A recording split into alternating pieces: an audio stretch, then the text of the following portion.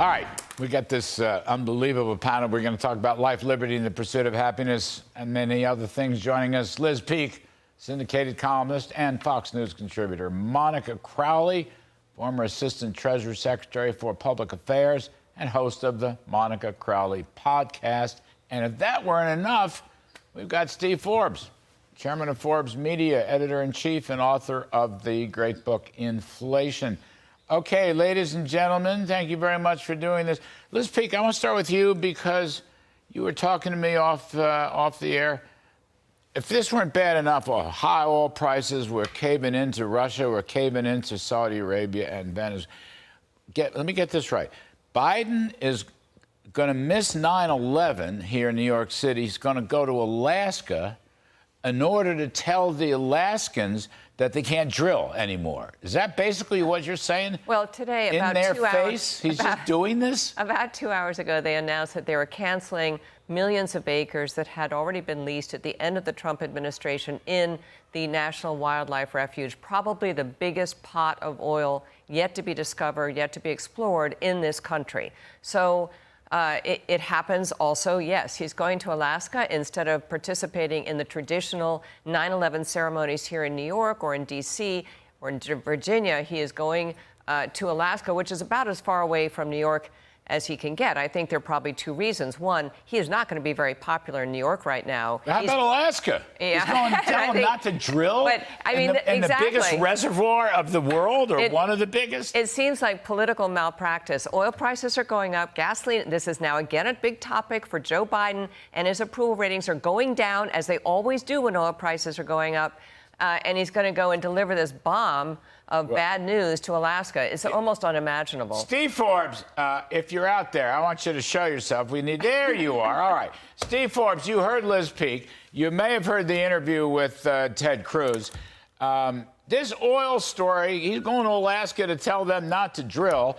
We're already caved into OPEC Plus. This is worse than just 2 beers a week, Steve Forbes. I mean, this is economic malpractice. This is national security malpractice. What do you think about it? Well, it's malpractice all the way. And Alaska has been that reservoir for a long, long time. President Trump finally opened it up from all the crazy regulations that were stifling things up there. And now they put it back on again. So in 2025, we're going to have to remove it again, lose 2 or 3 or 4 years of production that we could have had, which is going to raise prices and raise havoc with the economy. Everything these people are doing, you can't keep track of it. What they're doing on the drug side with Medicare price controls is going to cost lives. Putting those price controls on and throttling innovations. Remember, we are about the only country in the world that we do most of the innovations in the world. They get few from somewhere else, but this is the market. If we're not producing new things, it doesn't happen. We subsidize those socialist systems all around the world. And so everything these people are doing are making our lives miserable. You know, Monica Crowley. Great platform. Monica Crowley. All these polls, including the latest Wall Street Journal poll, Democrats want to dump Joe Biden. Now, they probably want to dump him for all the wrong reasons, all right? Maybe he's not socialist enough. I don't know. He's too old. He's too infirm. Does this dump Biden stuff go anyplace? Oh, absolutely. I do not think he's going to be the Democrat nominee. Look, Joe Biden was not capable of doing this job back in 2021. He's even less so now. But, you know, we've talked about this. The focus is on his advanced cognitive challenges. I think that's a red herring. I think, you know, people are sort of focused on that, and it is getting worse. That's obvious for everybody to see. I think the focus for the American people is on his profound corruption and the corruption of his family. That's where all of the attention should be, and I think that's where it is. He has performed a service for the far left in these last couple of years. He has outlived his usefulness, and now I think that the left's power brokers want him gone. And in fact, I think that's the only reason why you know about the extent of the bribery and all of these other issues is because the deep state, the system wants you to know it because they're weakening him in order to remove him. But you're saying that they might be assisting Comer, but I had Comer on before, Jamie Comer. I think he's doing as good a job as he can do, but the FBI and the Justice Department are trying to block everything.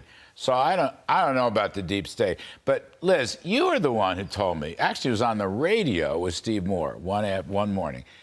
That Biden had signed this agreement with Bernie Sanders. You remember that conversation? Sure. So compact. You may have sent it to me, or I went and got, yes, a compact. Yeah. That was essentially a socialist-leaning document, which Biden has followed now for 2.5 years, for over 2.5 years. And it was totally to get the Bernie bros, the followers of Bernie Sanders, to come and vote for Joe Biden, because otherwise they had no interest in Joe Biden whatsoever.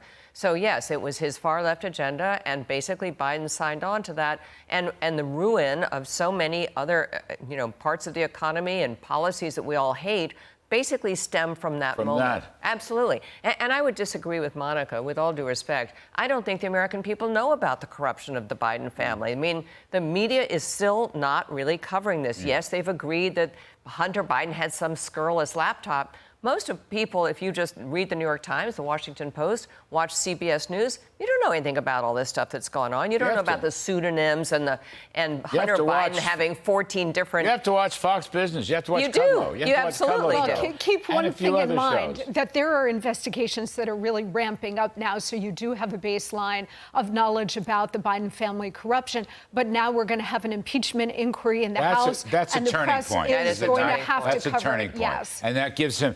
Jonathan Turley wrote about this. Comer agreed. Yep. That's a big deal because they can get their paws on a lot of new stuff. Yes. Subpoenas have more authority, as I understand it. I'm not a lawyer, but that's going to be a big deal. That's exactly right. They can actually enforce these requests. Steve Forbes, waning minute. We have a minute. We got 20 seconds. Okay.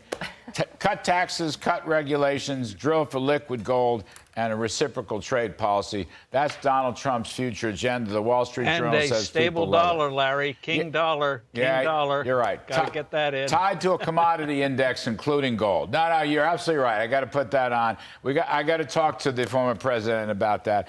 I believe we're completely out of time.